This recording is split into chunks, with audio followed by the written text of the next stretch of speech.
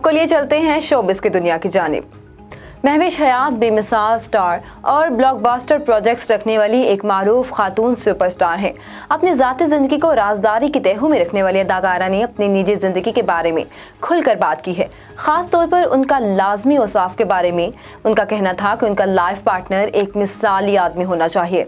उनका मिसाली life partner वो होगा जो उनके काम की अहमियत को समझे और उन्हें समझौता करने का ना कहे।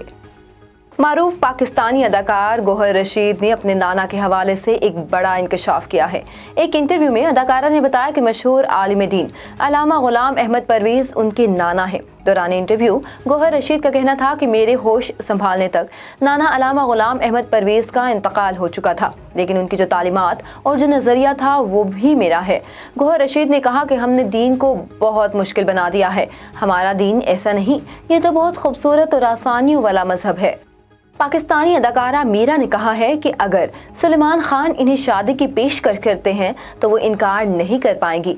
मीरा ने हाल ही में एक इंटरव्यू में शिरकत की जिसमें उन्होंने अपनी शादी और हमसफर की खूबियों के मुतालिक खुलकर बात की।